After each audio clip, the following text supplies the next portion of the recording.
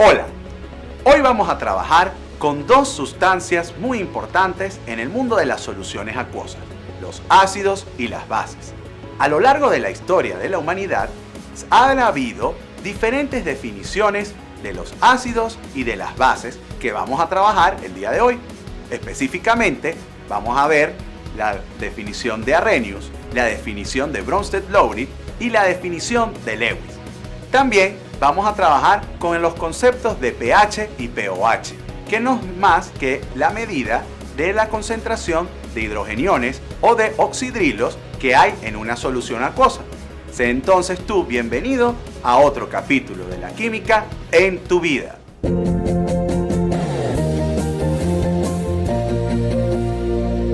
Veamos primero la teoría de Arrhenius, el que decía de los ácidos. Los ácidos son sustancias químicas con hidrógeno que disueltas en agua producían una concentración de iones hidrógeno o protones mayor que la existente en el agua pura.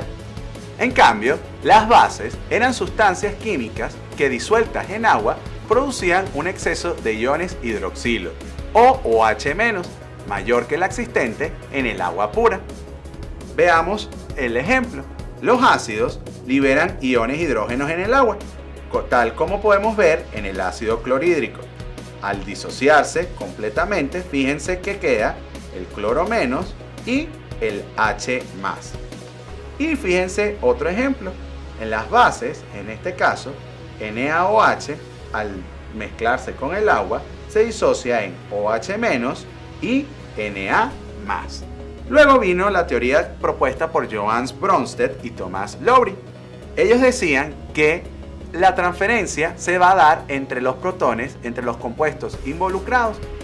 En este caso, un ácido es una especie capaz de ceder uno o más protones, es decir, los iones H+, y una base va a ser aquella sustancia capaz de aceptar dichos protones. Veamos entonces un ejemplo. El ácido, en este caso, dona un protón. Veamos entonces, el ácido acético, tal como estamos viendo en pantalla, al mezclarse con el agua, va a ceder un H+, y se convierte entonces en lo que se conoce como una base conjugada. El agua, que se comporta como una base, acepta el H+ liberado por el ácido acético, y entonces fíjense que quedaría el H3 o más. En esta teoría de Bronsted-Lowry es importante hacer énfasis que se va a conformar pares conjugados. Por ejemplo, si un ácido libera un H+, el compuesto que queda después de liberarse el H+, se va a formar una base conjugada. Y la base que acepta al H+, va a conformar lo que se conoce como un ácido conjugado. Fíjense en el caso de una base.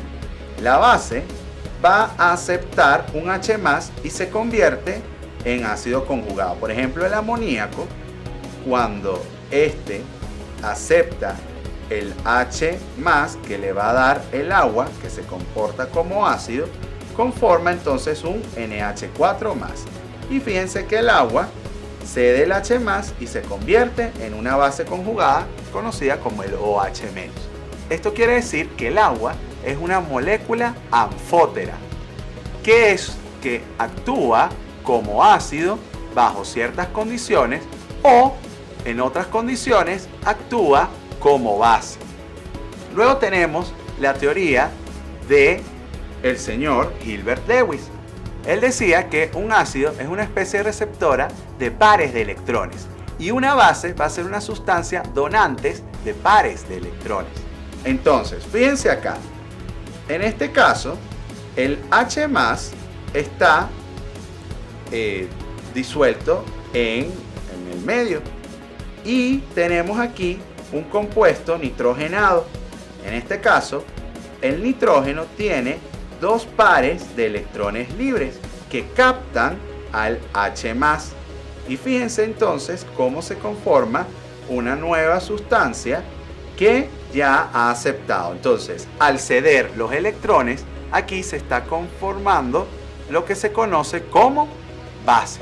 En este caso, el nitrógeno está actuando como base, ya que le está donando esos electrones al H+, y así entonces conformar una estructura molecular más estable.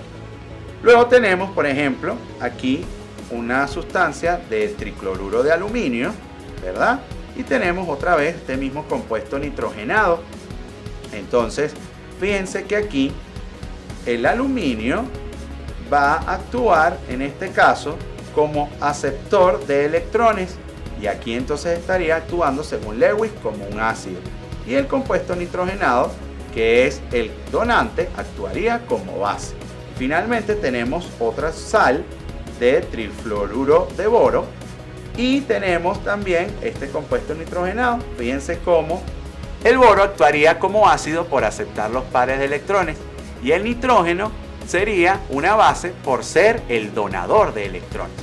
Fíjense que ya con la teoría de Hilbert Lewis se quita el paradigma de que para ser un ácido o una base necesariamente está involucrado los compuestos que ceden hidrogeniones o aceptan hidrogeniones. En este caso, ya Hilbert Lewis habla de transferencia de electrones. Entonces ya podríamos hablar de ácidos y bases sin necesidad de estos tipos de compuestos.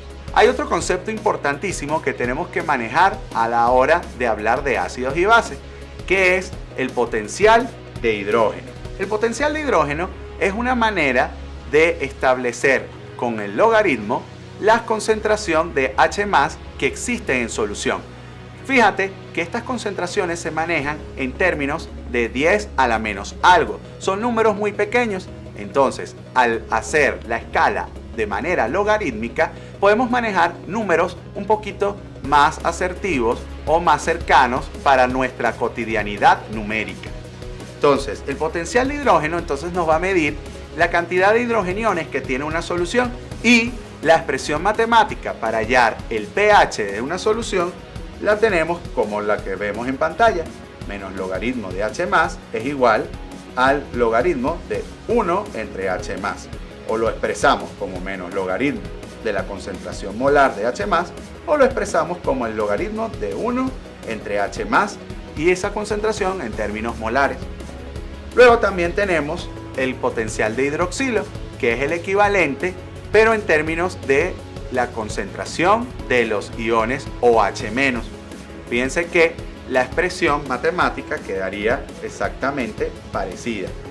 POH igual a menos logaritmo de OH-, pero también lo podemos expresar como el logaritmo de 1 entre OH-, siendo la concentración en términos molares.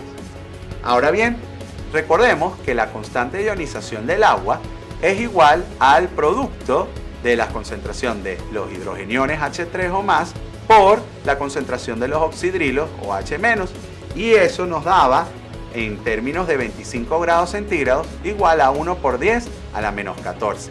Si aplicamos el concepto de logaritmo en ambos lados de la igualdad, podríamos entonces hablar de términos que el pH más el pOH de una solución tiene que ser igual a 14.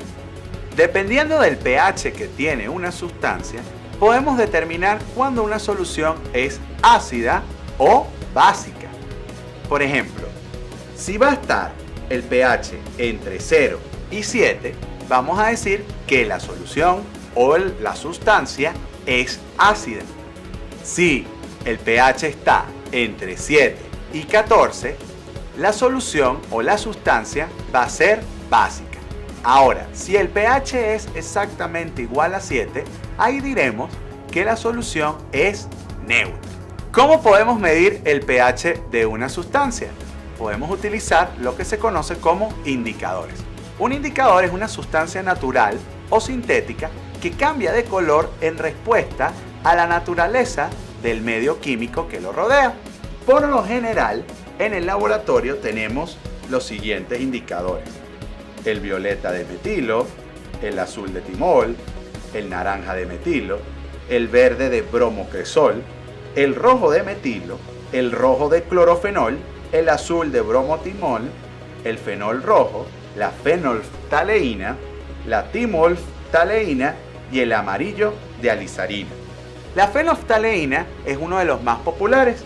La fenolftaleína es una sustancia que se va a tornar rosada tirando para rojo cuando el pH del medio está entre 9 y 10. El naranja de metilo, en cambio, es un indicador que cuando está entre el pH entre 3 y 4 va a tornarse más bien en anaranjado amarillo. El 3 es más rojizo y cuando se va alejando del 4 toma un color amarillento. Y así, dependiendo del indicador, tenemos comportamientos diferentes para un determinado pH. Bien, acabamos de ver todo sobre el mundo de los ácidos y las bases, las diferentes teorías que explicaron y que nos dieron la definición acerca de estos dos tipos de soluciones. Vimos también que era el pH y el pOH y su importancia a la hora de determinar cuándo una solución es ácida o es básica. Ahora te invito a que veas en tu cotidianidad qué sustancias son ácidos y qué sustancias son base y que midas el pH con los diferentes indicadores que tenemos en el mundo de la química, porque la química reacciona contigo.